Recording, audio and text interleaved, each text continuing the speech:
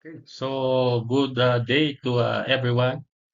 Good day to my students, criminology students enrolled in criminal law, especially my students in Urdaneta City University. Uh, this lecture will also help my other students, especially in Lyceum Northwestern University. No?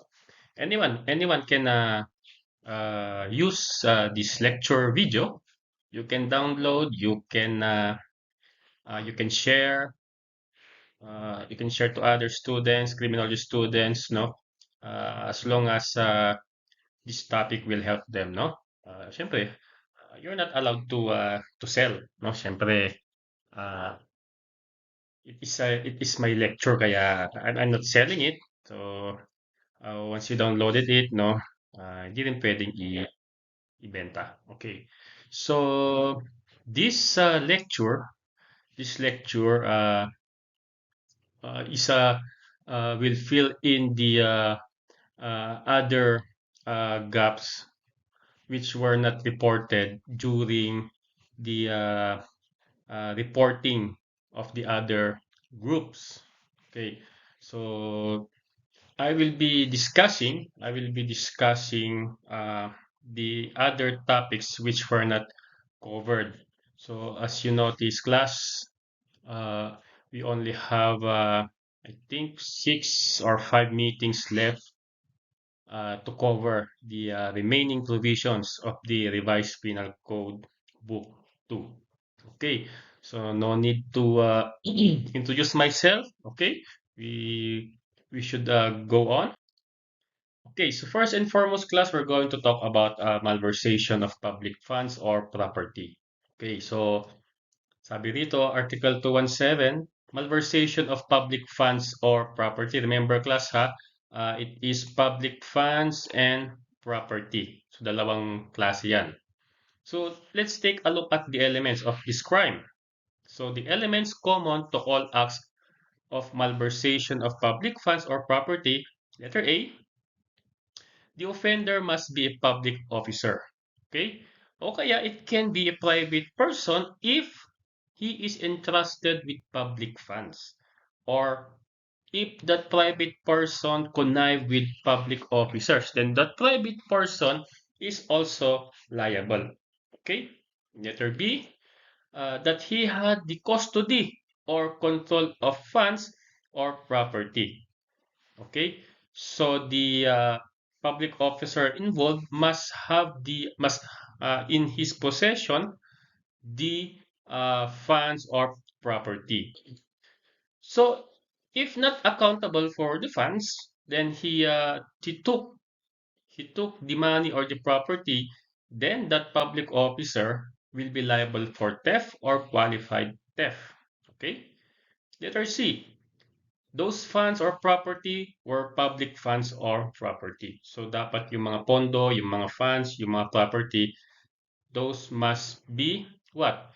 Uh, Public, no? Those must be public funds or property. However, even if private funds are attached or seized, deposited or commingled with public funds, and that person malverse the said property or funds, he is also liable for malversation. Another, that he appropriated the funds or property. Okay, so inappropriate niya, kinuha niya. Took or misappropriated them, then consented or to abandonment or negligence, or permitted the other person to take such public funds or property. So these are necessary, that the offender profited thereby. Okay? Okay. So let's go to the concept of malversation. So malversation consists in the misappropriation or conversion of public funds or property to one's personal use or knowingly or to abandonment or negligence allowing other to use or appropriate the same. Okay, so there is a public fund, there is a public property entrusted to you as a public officer, but you used the said public funds or property to your own personal use. So the offender is made liable because of the nature of his duties. What is his duty? To take care of the funds or property entrusted to him with the diligence of a good father of a family. So he must be accountable by virtue of the nature of his office to account for funds or properties that came to his possession. If he is not accountable for the funds or properties and he misappropriates the same, the crime will not be malversation, but it would be estafa under Article 315. Take note, class, that malversation is otherwise called embezzlement. Okay? Embezzlement. So, pag sinabing malversation, pag sinabing embezzlement, no, isa lang yan. So, wag kayong malilito. So, this crime is predicated on the relationship of the offender to the property or funds involved. So the offender must be accountable for property misappropriated. If the fund or property to public in character is the responsibility of another officer, then malversation is not committed unless there is conspiracy. Okay, so tatandaan ninyo yung class. So let's proceed to Article 220 or the illegal use of public funds or property. Siguro madalas nyo nang naririnig sa TV or sa radyo or sa nakikita nyo sa social media regarding technical malversation. Okay? So, ano ba itong technical malversation? So, let's take a look at its elements. Unang-una, the offender is a public officer. Then, there is public fund or property under his administration. Okay, so ikaw yung public officer at meron sa iyong pangangalaga ang isang public fund at public property.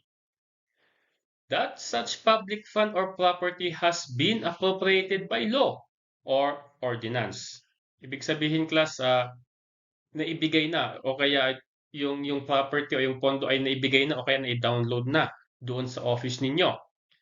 Without this element, letter C, it is just simple malversation, even if applied to other public purpose. Letter D, that he applies the same to a public use other than, okay, tatandaan ninyo ha, other than for which such fund or property has been appropriated by law or ordinance. Okay. For example, class, nasa iyong pangangalaga na ang pera, yung pondo. For example, sabihin natin na 5 billion. Okay. 5 billion na dapat ay para sa roads and bridges sa mga barangay, going to barangays. Okay.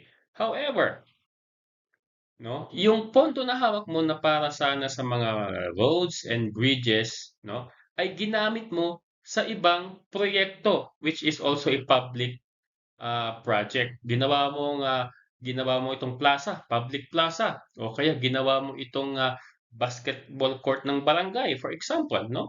Although class, yung purpose ng ang iyong purpose ay lawful naman, di ba? Kasi nga for public use naman 'yon. Basketball court at saka plaza for public use 'yon, no? Pero yung pondong kasing 'yon, yung pondo na nailaan doon ay para sana sa mga roads and bridges, pero ginamit mo naman sa ah, ah, pagtayo ng plaza at pagtayo ng basketball court, no? Then you committed technical malversation. Kasi ano ang sabi rito? Lalo na doon sa last part na doon sa last element, sabi niya, you applied the fund to a public purpose or public use other than for which such fund or property has been appropriated by law or ordinance. So, kahit na maganda ang saloobin mo, maganda ang intensyon mo, no? Pero kung that fund is intended to to roads and bridges, no? Dapat doon mo lang i-apply yung pera. Okay? So the term technical malversation is used because in this crime, no, the funds involved is already appropriated or earmarked. Ibig sabihin, no, may alam na kung saan gagamitin yung pondo na yun. Kaya nga sabi niyang already appropriated or earmarked for a certain public purpose. Okay. So ito yung ating illustration, no? The office lacked bond papers. Okay, sabihin natin na yung istasyon ninyo, no, kung saan kayo naka-assign. For example, nagkukulang ng bond paper o kaya coupon bond. Okay. So, what the government cashier did was to send the janitor. O, tinawag si Kuya Janitor. Sabi niya, Kuya, no, bili ka nga ng coupon bond natin o dyan sa Magic Mall, for example, o dyan sa mall, no? Then, the government cashier took some money from his collection. Sabi dun sa janitor, told the janitor to buy bond paper so that the office will have something to use. Kasi naubusan nga sila ng bond paper, no? Siguro, kailangan na nila yung bond paper. So the amount involved may be immaterial, no? Immaterial man kung magkano man yung perang binigay, magkano yung perang kinuha ng janitor, no? But the cashier commits malversation pure and simple. Okay? The crime can also committed by a private person. Okay? So another illustration. A certain road is to be cemented. Okay? So isang kalsada, sabihin natin barangay road papuntang dun sa pinakasulok ng kayasan. Okay?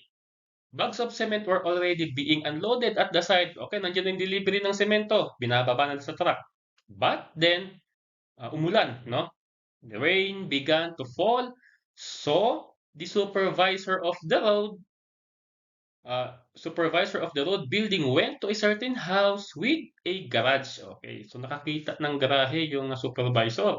Sabi niya, pwede ko ba munang isilong tong mga semento kasi pag nabasa, alam niyo naman class, pag nabasa ang semento, titigas yan. Okay? So the owner of the house, si Olive, sabi niya, sige, sige sir, sige po, sabi niya. So the bags of cement were transferred to the garage of the private person. After the public officer left, no? So umuwi na. Umuwi muna saglit siguro yung public officer, no? Uh, after the public officer had left and the workers had left because it is not possible to cementing, syempre nga pag umuulan, minsan hindi tayo makapagtrabaho, minsan lalo na pag carpentry works, di ba? The owner of the garage, no? Sabi niya, the owner of the garage kumuha some of the cement in paving his own garage. No? Napakatalino naman itong taong to, no? Kumuha ng semento, no? Kahit isang bag lang 'yan, no? Kahit isang bag lang 'yan, class, no? Ginamit niya dun sa garahe niya, sa kusina niya, ginawa niyang lababo, sa CR niya, doon niya pinatong yung bowl niya, no? The crime of technical malversation is committed. Okay? Okay, so Article 224, evasion through negligence. Okay, so kung nakita niyo naman class sa mga nakaraang lectures natin, sa mga reports ninyo, no, meron tayong tinatawag yung evasion of service of sentence. Sino ang nakakapag-commit noon? Siyempre, yung PDL mismo. Di ba? How about ito? Evasion through negligence, no? Sino ang nakakagawa o sino ang nagko-commit nito? Tignan natin sa kanyang elements. Unang-una, the offender is a public officer. Letter B, that he is charged with the conveyance or custody of a prisoner. So kung matatandaan nyo class, hindi na tayo gumagamit ng prisoner ngayon, di ba? So usually, ang ginagamit na natin ngayon is PDL, no? Persons deprived of liberty. So, yan, mabango na yung yung tawag sa kanila, ano? Then, sabi nga nila, hindi na daw jail ang tawag sa mga kulungan, lalo na sa Bureau of Jail, no? Ang tawag na yata doon is dormitory. So, pag lalaki, nakakulong, male dormitory. Pag babae, female dormitory. Okay. So, yung mga estudyante natin na nagbo-boarding house sa mga dormitory, so maybe you can consider yourself as PDL. Okay? So that he is charged with the conveyance or custody of a prisoner, either detention prisoner or prisoner by final judgment. Ibig sabihin, class, detention prisoner, ibig sabihin, nakadetain siya and his case is pending. Ibig sabihin, wala pang final judgment. Wala pang hatol doon sa kaso niya. Okay? So usually, alam niyo naman yan sa inyong institutional corrections, di ba? Alam niyo naman ang differences ng mga PDL natin, di ba? Yung mga wala pang final judgment. Alam niyo naman kung sino ang kinukulong sa jail. Alam niyo naman kung sino ang kinukulong sa Bilibid. Okay. O kaya prisoner by final judgment. Kasi may final judgment ka na kasi usually, saan ka nilalagay? Sa Bilibid, di ba? Kasi nga may final judgment ka na. Pero I think pag 6 years and below ang hatol doon sa kaso mo, then they're going to detain you sa ating mga provincial or district jail. Such prisoner escapes through his negligence. Okay, so dahil dun sa negligence, dahil dun sa kapabayaan nung public officer na yon, nakatakas yung PDL. Then letter D, penalty based on nature of imprisonment. Plus, this article punishes a definite laxity, which amounts to deliberate non-performance of a duty. Ano ba class yung mga examples ng mga acts, no? Yung mga ginagawa that is considered as laxity. Unang-una yung pagtulog, di ba? If you are a jail guard or if you are guarding a correctional facility, syempre pag gabi, no, you should not sleep on your post, no? Pati na yung mga gwardiya natin. I think that is GO number 5 yata. I'm not sure ha, yung ating general order for our security guards, no? Bawal ang sleeping while on post, no? Lalo pag gabi. O kahit sa umaga yan, bawal pa rin matulog sa post, di ba? Umaga man o gabi, basta ikaw ay namamahala ng correctional facility o kaya kahit na mayroon kayong binabantayan, no? Hindi ka pwedeng matulog hangga't walang sinasabi yung higher ups mo. Okay? Kahit nga sa operation, di ba? Pag meron kayong tinutugis sa bundok, for example, no? Pag walang sinabing matulog, walang matutulog, no? Because that would tantamount to laxity. Okay? Not every error is negligence under this article. So to be liable, the negligence must be notorious and apparent, no? Okay, sabi rito, pag if it is not notorious and apparent naman yung negligence mo, then hindi ka naman daw magiging liable. For example, nakatulog ka, no? Hindi mo sinadyang makatulog, no? Nakatulog ka. For example, ng 1 minute, no? Nakatulog ka for 1 minute. Compared mo doon sa public officer na namamahala sa mga correctional facility na tulog na nakahiga. Yung tulog bahay na sabi nila o tulog mantika, talagang that would tantamount to negligence, no? Okay, so wag niyong kakalimutan yung class. So itong Article 235, so these are committed against prisoners. Okay, so yung mga may plano or was planning to join the Bureau of Jail or the Bureau of Corrections, so you must listen carefully. So what is maltreatment of prisoners? So let's take a look at its elements. Unang-una, the offender is a public officer or employee. So napansin nyo dun sa 3 to 4 previous articles na puro public officer or employee. That he has under charge a prisoner or detention prisoner. That he maltreats such prisoner in either of the following manners. Okay, so minaltrato niya yung PDL. Unang-una, by overdoing himself in the correction. or handling of a prisoner or detention prisoners under his charge, either by the imposition of punishment not authorized by the regulations or by inflicting such punishment, those authorized na punishment in a cruel and humiliating manner.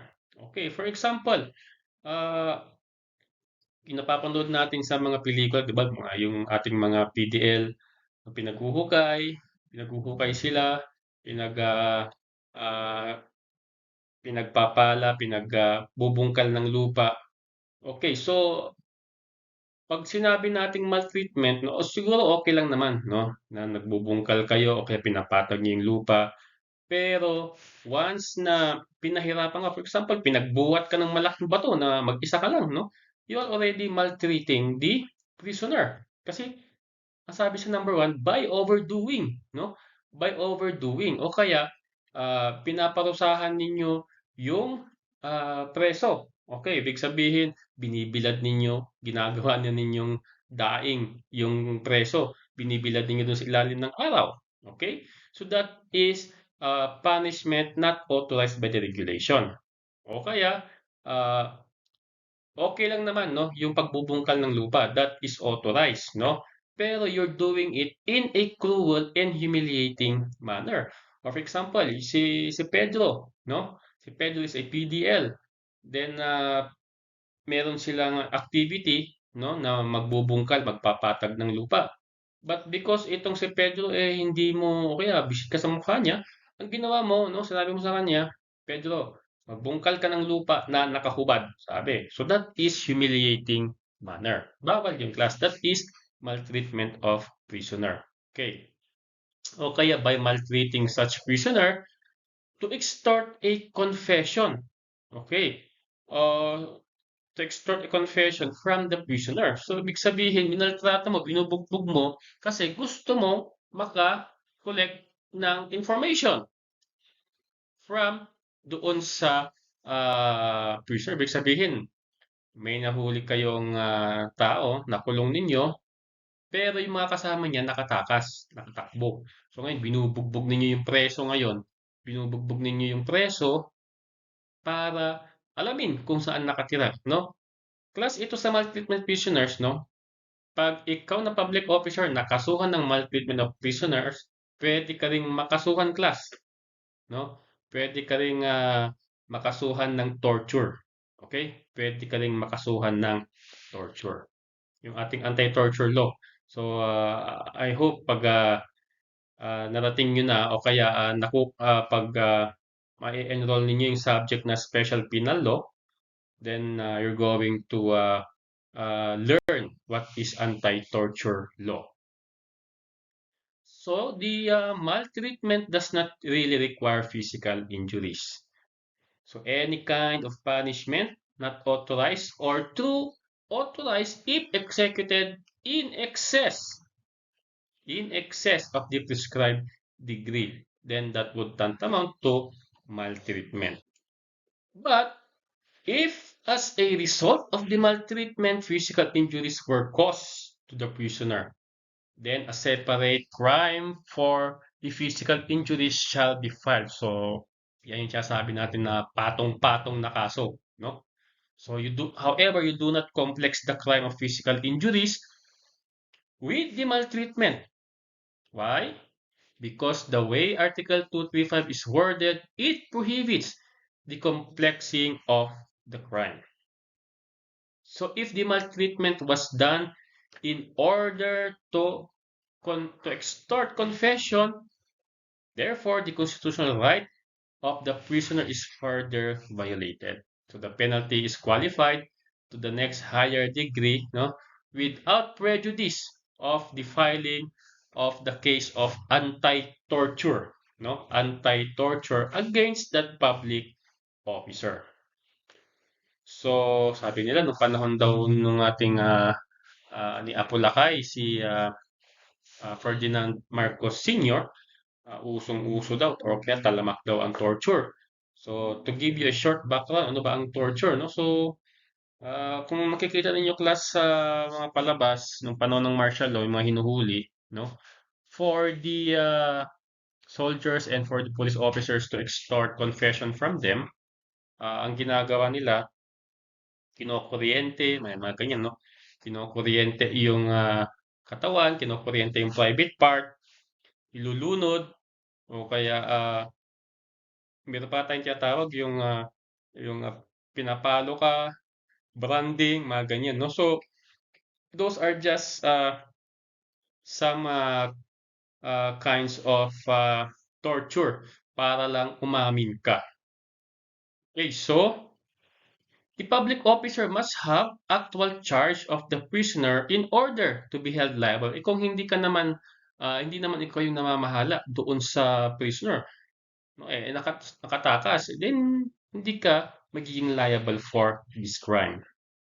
So if the public officer is not the custodian of the prisoner and he mandals the latter, the crime of physical injuries is committed. Hindi maltreatment, no? If you're not the custodian, okay? So, if a barangay captain maltreats a person after the latter's arrest but before confinement, the offense is not maltreatment, but it is physical injuries. Okay, so lagi yung tatandaan yung class.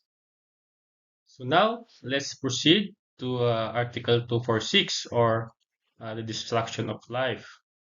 Article 246 is the crime of parricide. So, pag sinabing parricide class, hindi ito yung pagpatay ng pari ha. So, iba naman yon pag pumatay ka ng pari kasi sabi nila parricide. Okay, so parricide, let's take a look at its elements. Una-una, a person must be killed. Number two, the deceased is killed by the accused. And number three, that the deceased o yung pag sinabing deceased class, ito yung namatay, no? The deceased is the father, mother, or child, whether legitimate or illegitimate. So remember class, the child yung legitimate and illegitimate refers to the child or a legitimate other ascendant yung mga ninuno mo or other descendant yung mga pamangkin mo, no? Or the legitimate spouse of the accused. Remember, legitimate spouse, no? Bawal ang kabit of the accused. Okay. So, take note class that the relationship of the offender with the victim is the essential element of the felony. Okay. So dito class sa parricide, the relationship, no, the relationship of the offender and the victim is very important. The relationship must be in the direct line and not in the collateral line. Kasi class, pag sinabing direct line, sino ba ang direct line mo? Your grandfather and your parents, mother and father, and your grandparents. Collateral line sa baba, your mga anak. Okay, take down note class. Doon sa number 3 element, meron bang kapatid? Meron bang bayaw? Meron bang auntie o uncle? Wala. Because those mentioned, no? Those mentioned are your collateral line relative. Okay, tatandaan niyo yan ha. Say, the relationship between the offender and the offended party must be legitimate. So dapat legitimate, ha? Legitimate. Except when the offender and the offended party are related as parent and child.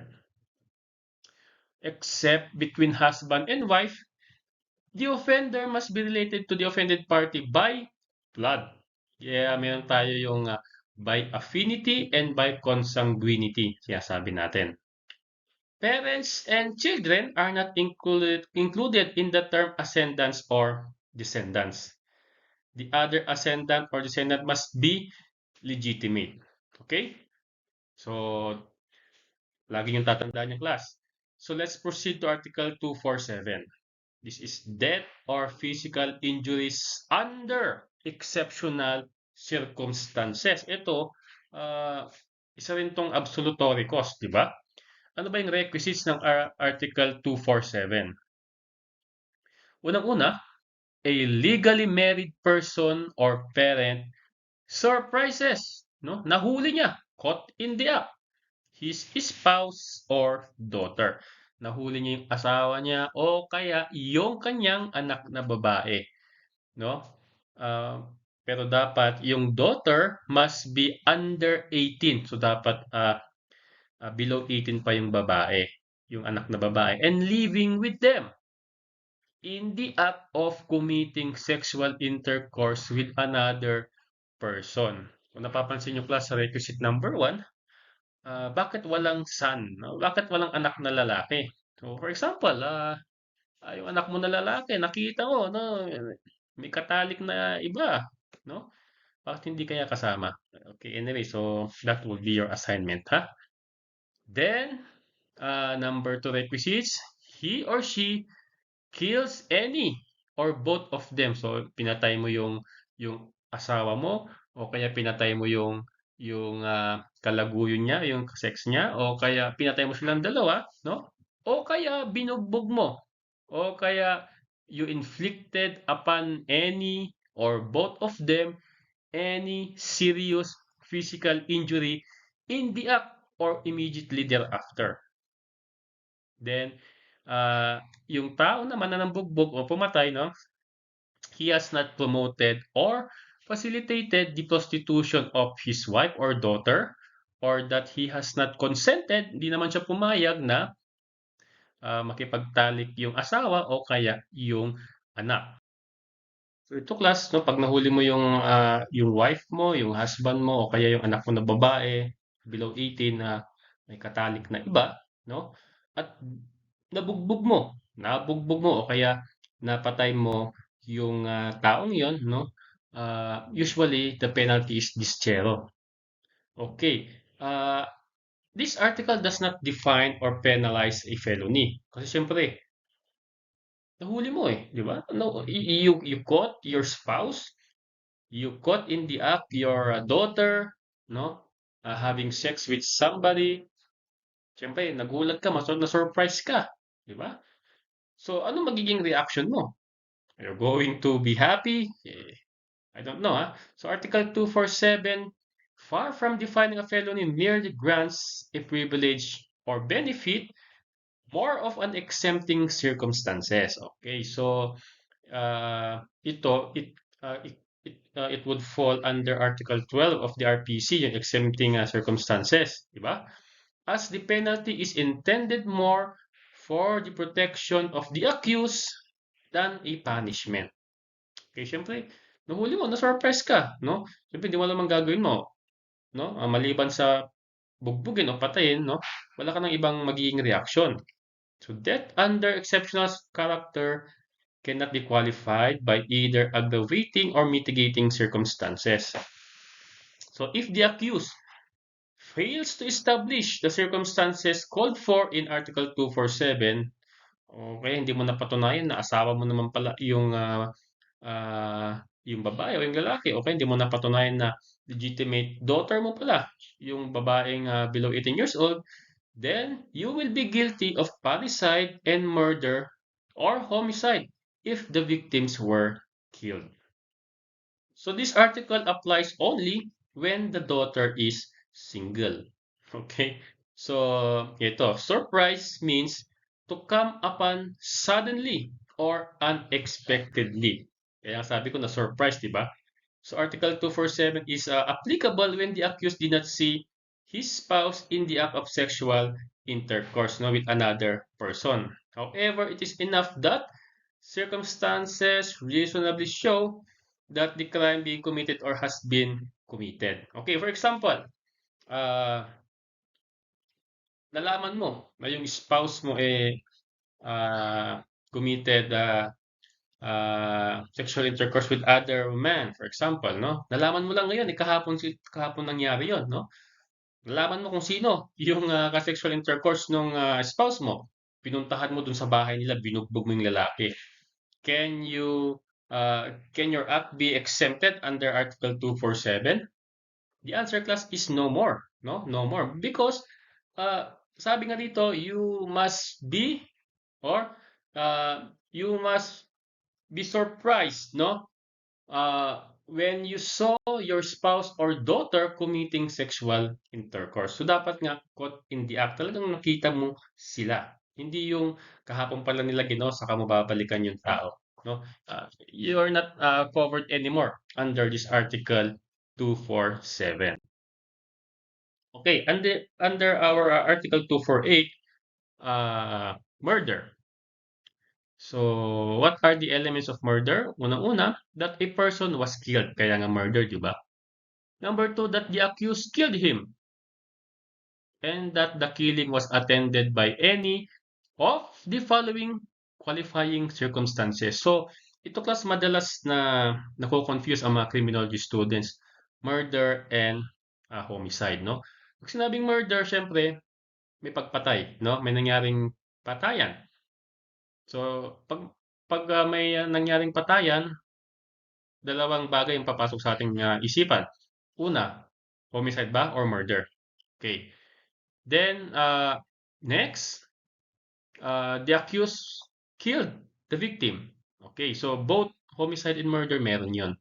Ngayon, titignan nyo ngayong class, meron bang qualifying circumstances na present doon sa killing? Pag yes, that will fall as murder. Pero pag wala namang qualifying circumstances present doon sa killing, then it could fall under homicide o kaya parricide as the case may be. Okay, ano ba yung mga circumstances under murder?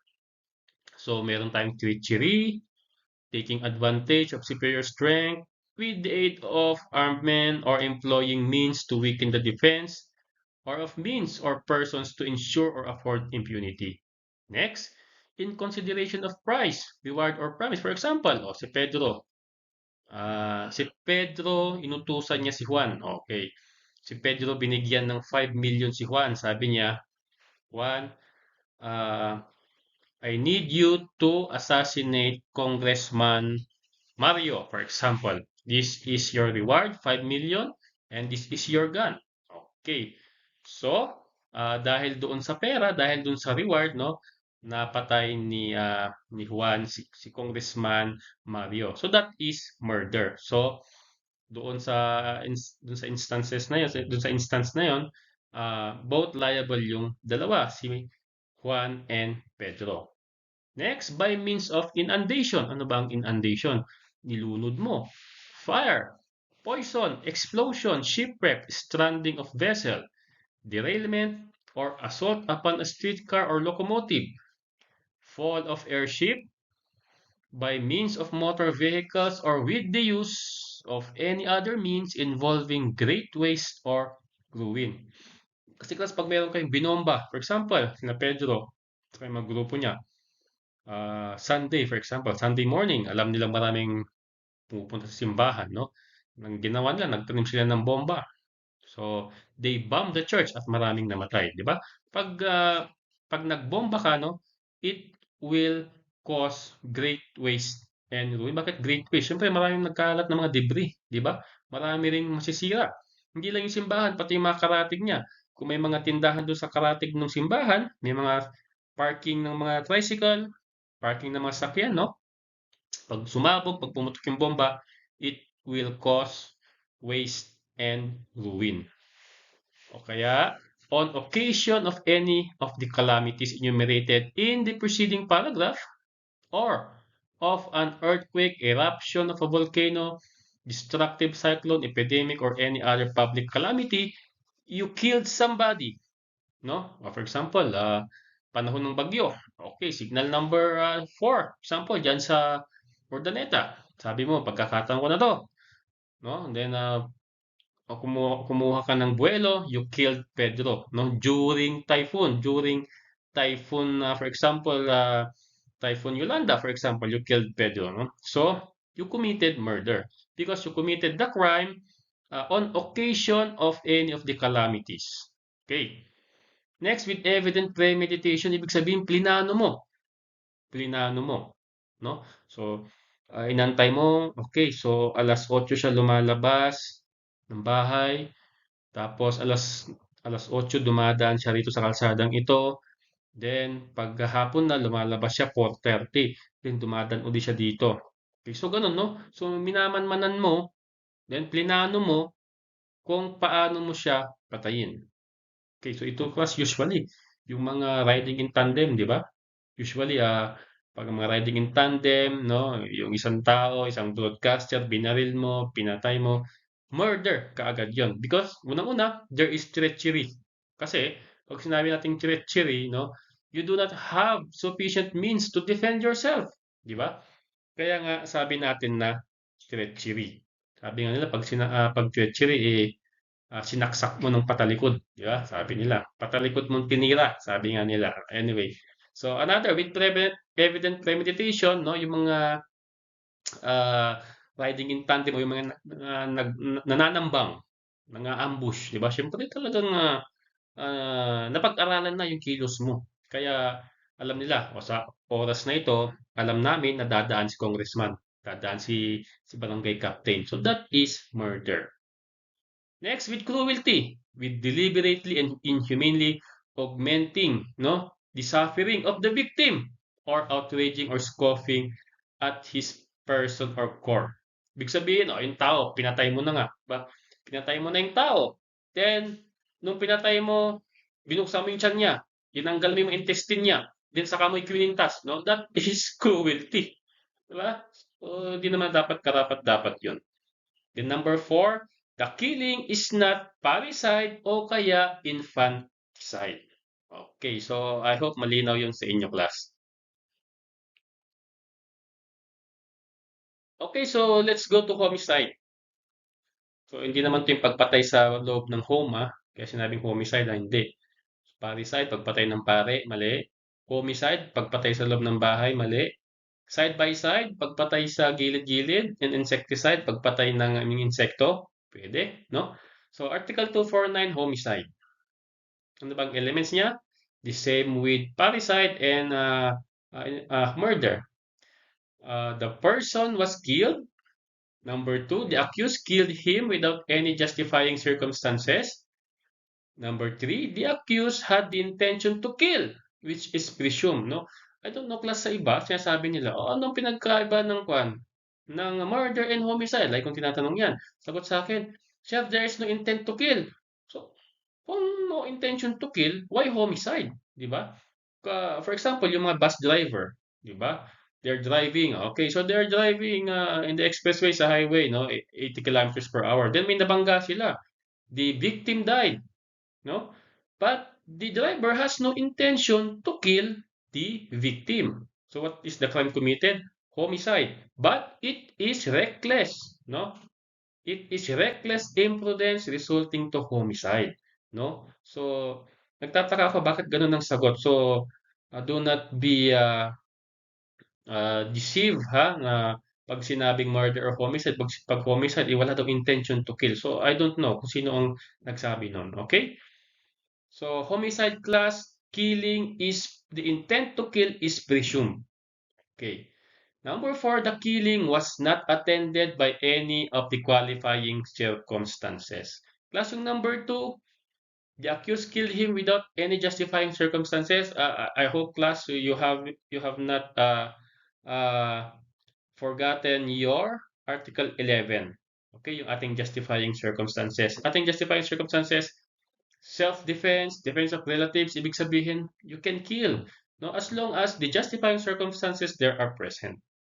Okay, so these are the explanation notes. Homicide is the unlawful killing of a person not constituting murder, parricide, or infanticide. So the intent to kill is conclusively presumed when death resulted. So hence, evidence of the intent to kill is required only in attempted or frustrated homicide. For example, class, okay, si Pedro and Mario nagbubugan, nagsuntukan sila. Pero itong si Pedro pala ay member ng mixed martial arts, no? Magaling siya pala sa martial arts. Member pala ng Team Lakay. Dati na pala itong sumasali sa UFC, no? So, naupakan niya, no? Nabugbog niya si Pedro, nabugbog niya si Pedro, but he has no intention to kill, no? Okay, so after nilang nagbugbugan, after nilang nag-away, nagsuntukan, no? ah si Pedro ay na-confine, no? Kasi siyempre, he sustained injuries sa katawan niya, black eye dito, nabali yung ribs niya, nabali yung kamay niya. So after 1 week sa hospital, no? After 1 week sa hospital, namatay si Pedro. Okay, so what is the crime committed by Mario? The crime committed by Mario is not murder. Okay? Kasi check ninyo, walang mga qualifying circumstances doon, no? It this will fall under homicide, no? This will fall under homicide. Although wala ngang intention to kill. Walang intention to kill si Mario kay Pedro, no? But the injurious act, no? The injurious act committed by Mario, no? The injurious act committed by Mario resulted to the death of Pedro. So, nanagot pa rin siya, di ba? Okay. So, in all crimes against person in which the death of the victim is an element, there must be satisfactory evidence of the fact of death and the identity of the victim. Okay. So, let's differentiate homicide and physical injuries. In attempted or frustrated homicide, there is intent to kill. Okay. So for example, gusto mong saksakin si Pedro. Okay. So inundayan mo ng saksak, no? Pero dahil magaling umiwas si Pedro, no? Hindi mo siya natamaan. So there is attempted. Okay. No? And there is also intent to kill. Eh, magaling nga lang umiwas. Siguro dancer dati itong si Pedro at nakaiwas. Hindi siya natamaan, no? Hindi mo siya napatay. Okay. Attempted homicide. Frustrated. Okay, so ito yung dati kong sinasabi class sa mga estudyante ko dati sa yung mga fourth year, yung mga nagkumuha ng Prof. Elec sa akin. Enhancement, sorry, no? Professional enhancement, no? Yung mga fourth years na graduate na this year.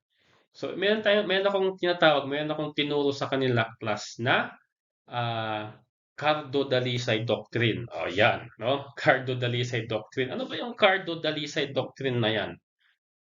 Kilala nyo ba si Cardo-Dalisay? Yes, no? Siya iyong sa ang probinsyano. So, paano ba to? Si Cardo-Dalisay class, no? Binaril na, pagkarami-raming beses na siyang nabaril sa vital parts ng kanyang katawan, nasaksak na, ilang beses na ring na hospital, pero buhay pa rin siya, di ba? Buhay pa rin siya. So, what is the crime committed by his adversary or his enemies? It is frustrated homicide. Bakit? Kasi nga, nabaril na siya, natamaan na siya, no? Natamaan na siya marapit sa puso, sa tiyan, which would cause his death. Pero, Cardo Dalisay di ba? Kaya, nabuhay pa rin siya.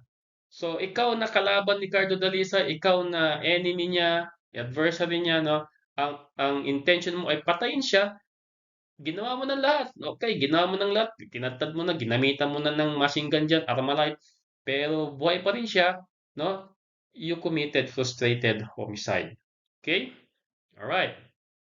In physical injuries class, there is no intent to kill.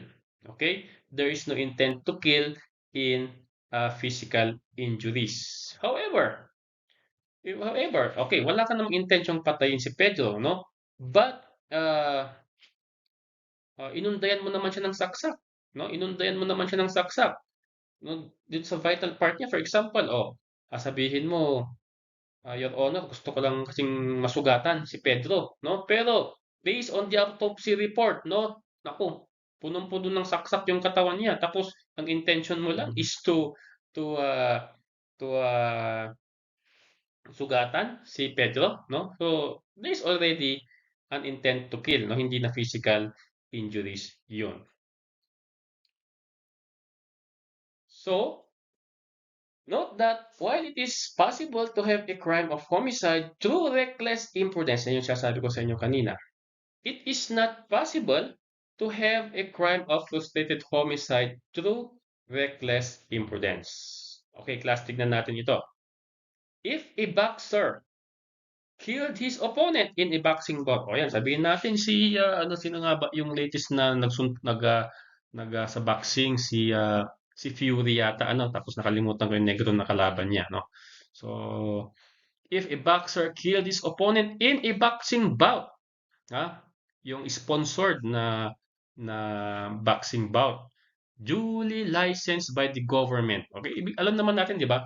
For example, sina Pacquiao, sina Morales nandito sa Pilipinas, no? Inaabangan ng buong taong bayan 'yan every Sunday before, no? So that is authorized, that is licensed by the government, no? Without any violation of the government rules and regulation, no? There is no homicide to speak of. Okay. For example, scheduled yung laban ni Pacquiao sa ni Morales, for example, no? So, doon on the 10th round, in the 10th round, no, nabugbog ng husto si Morales, and si Morales natumba, nagkaroon ng comatose.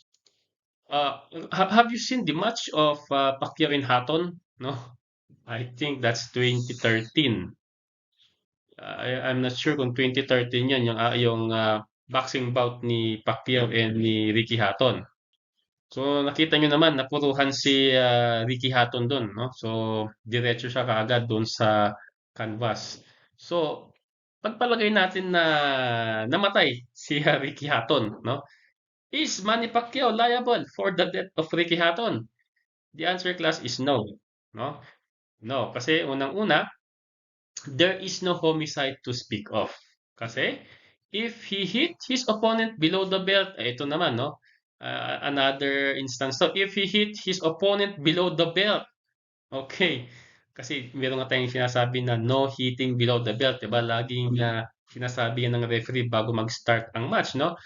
No hitting below the belt o kaya doon sa private part ng opponent mo, no? However, he hit his opponent below the belt without any intention to do so, then it is homicide to reckless imprudence if the latter died as a result, no? So, you are imprudent, no? You are imprudent kasi nga sinabi na nga na uh, bawal ang hitting below the belt.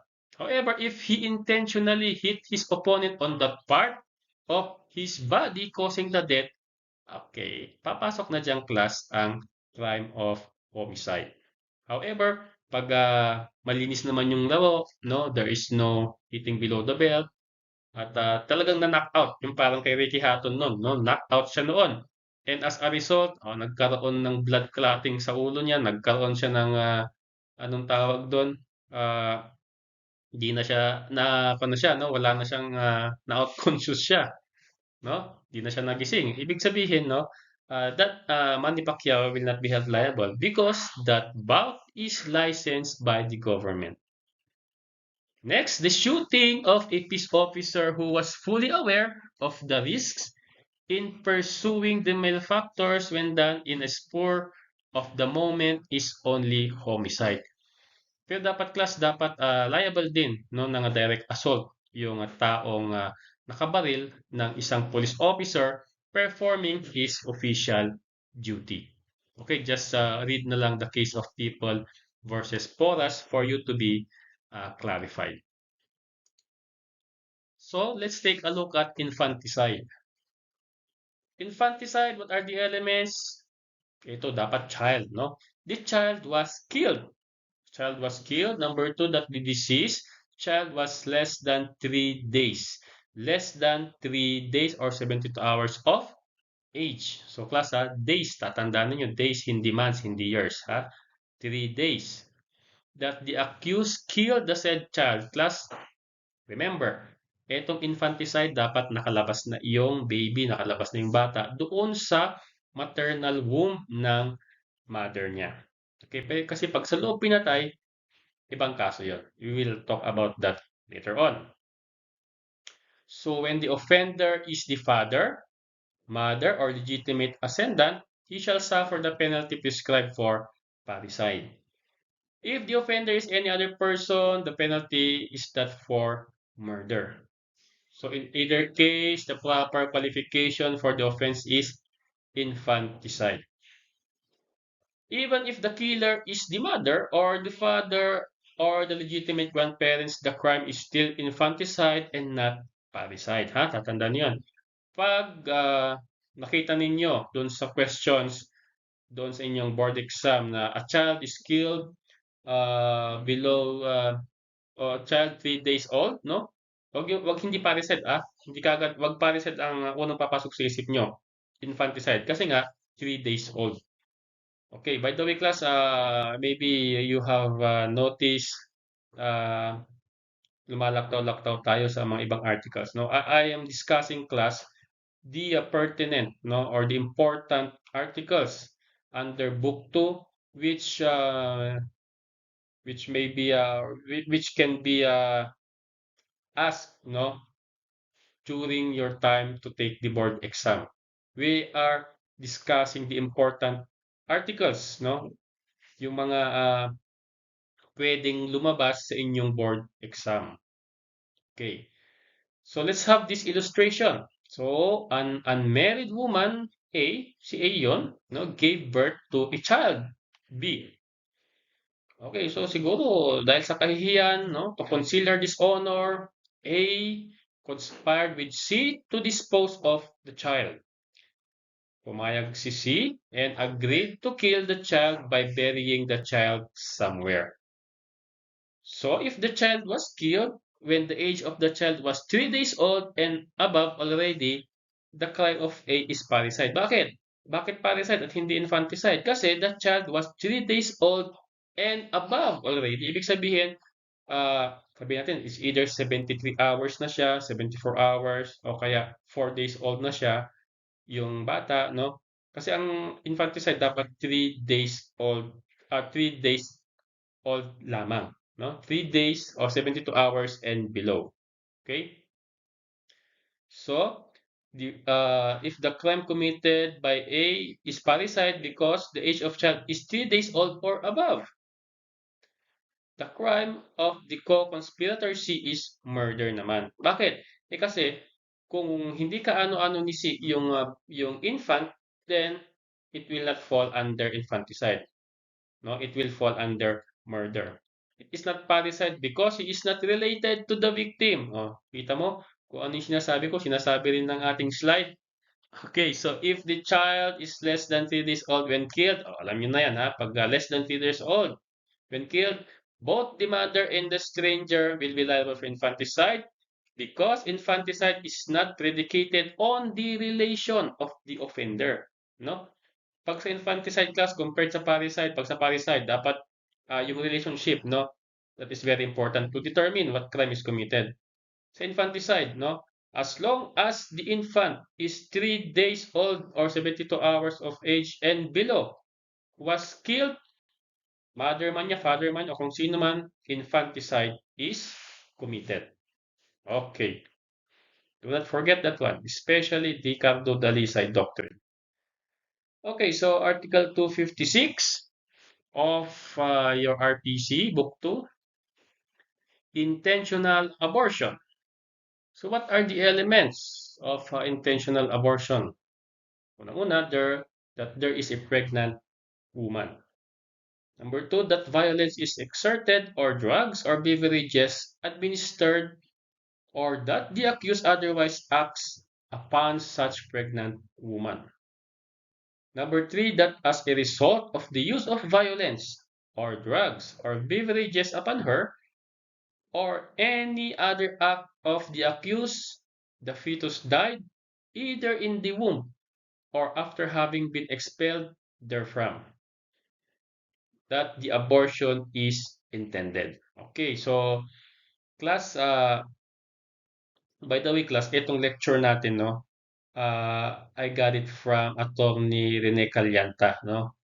So credit belongs to him. No? So I do not own the content. I do not own the provisions here. No, I took it from his lecture notes. No, that's why I'm also giving this lecture free. No, free of charge. Kasi sabi ko kanina, you can share it to anyone.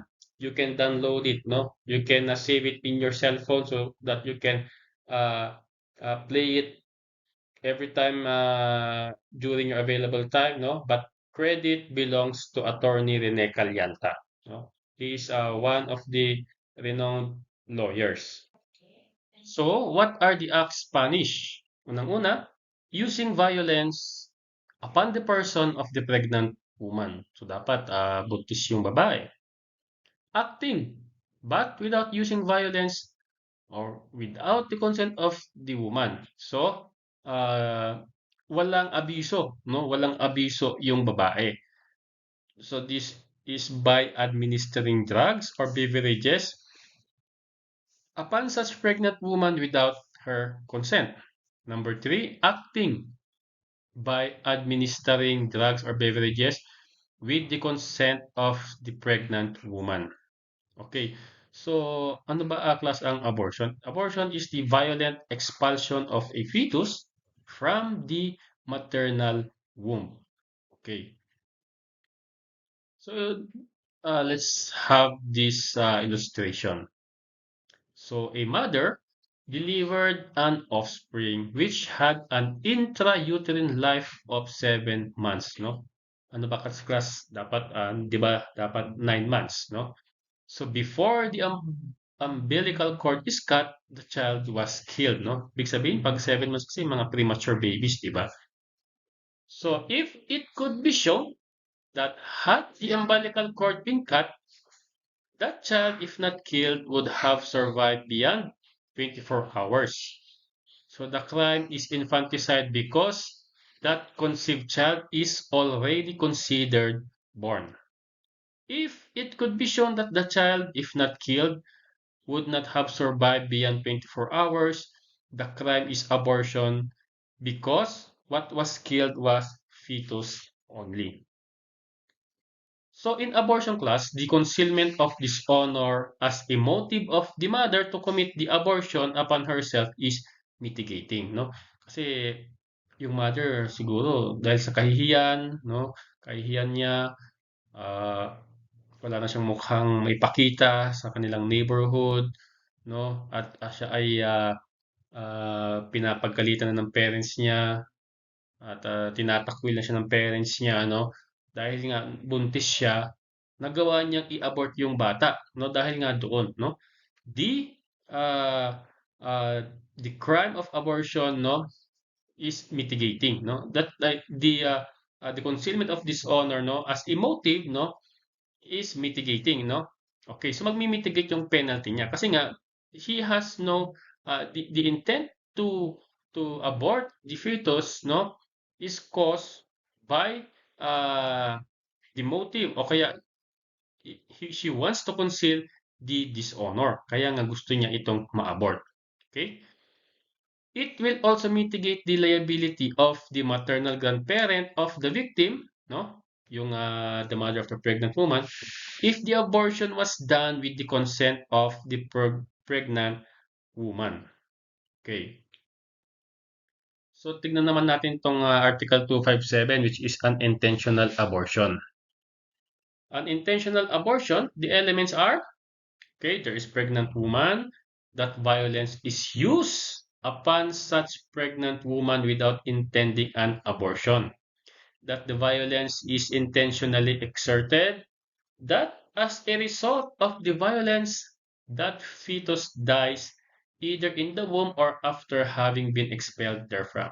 Alam niyo kasi meron ako dating kliyente, ano, meron siyang nilapit sa akin na kuan, may nilapit siya sa akin na ganito. Okay. So sabi niya, yung live-in partner daw niya was having an extramarital affair.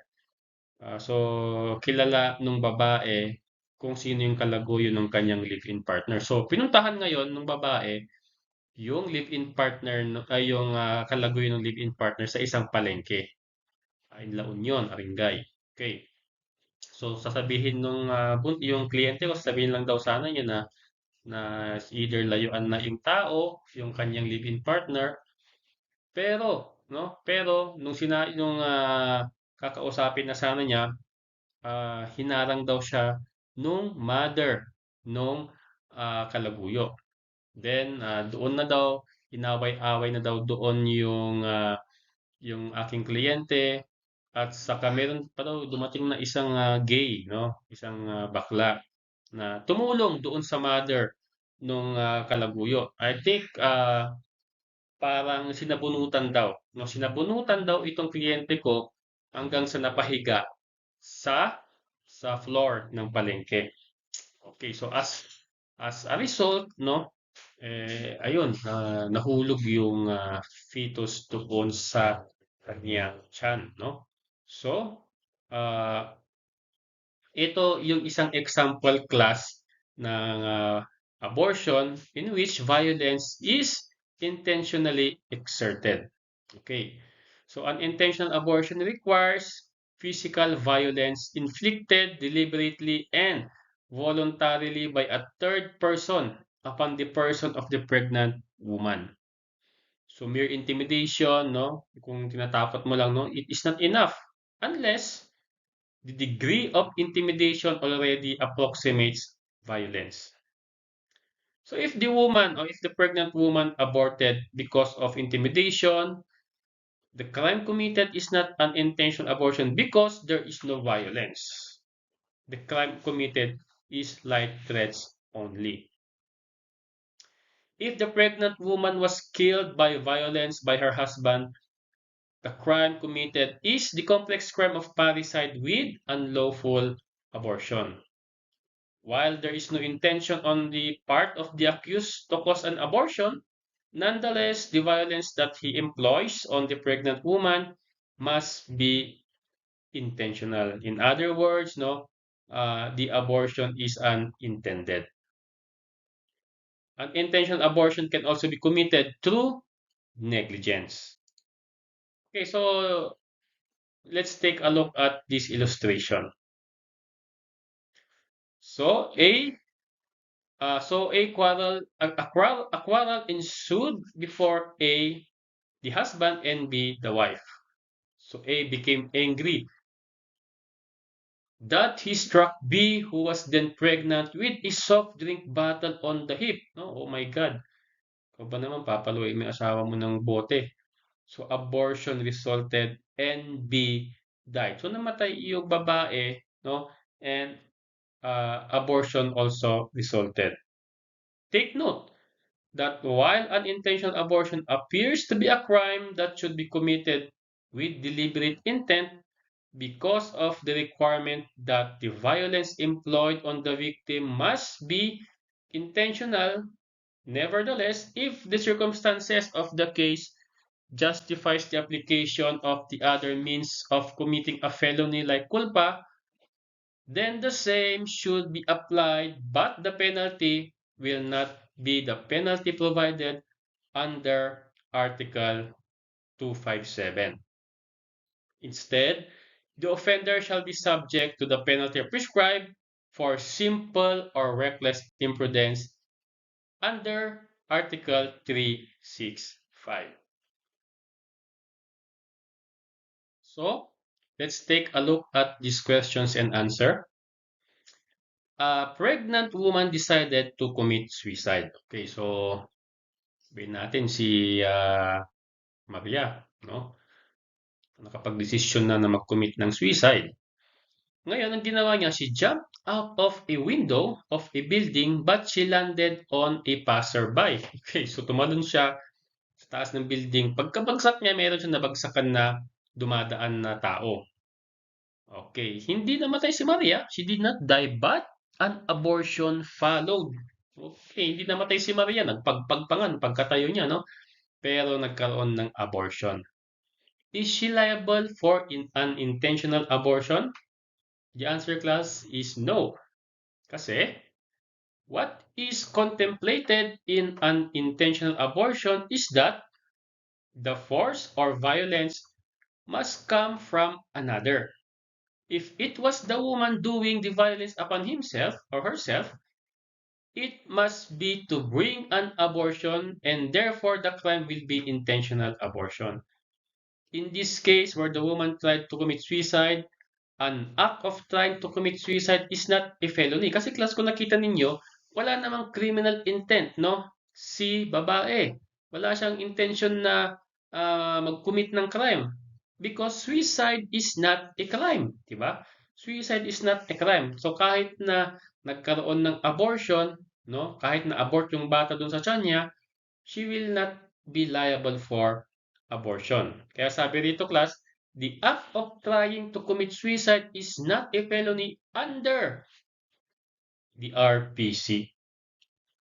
So the one penalized in suicide is the one giving assistance. Kaya meron tayong crime na giving assistance to suicide, no? And not the person trying to commit suicide, no? So imaginein mo, pag magsi-suicide ka, liable ka pa, no? So always remember, class, suicide is not a crime.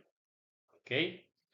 So, number two, if the abortive drug use is a prohibited drug or related drug under PD 6425 or the Dangerous Drugs Act of 1972 as amended, what are the crimes committed? Unang-una, ano ba yung crimes na commit? Ay, una, intentional abortion, and number two, violation of PD number 6425. Okay, so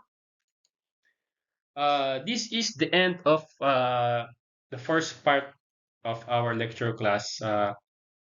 Stand by for part 2 and part 3. We will discuss the other remaining salient articles or the important articles of the RPC. Okay, class? Thank you and have a nice day.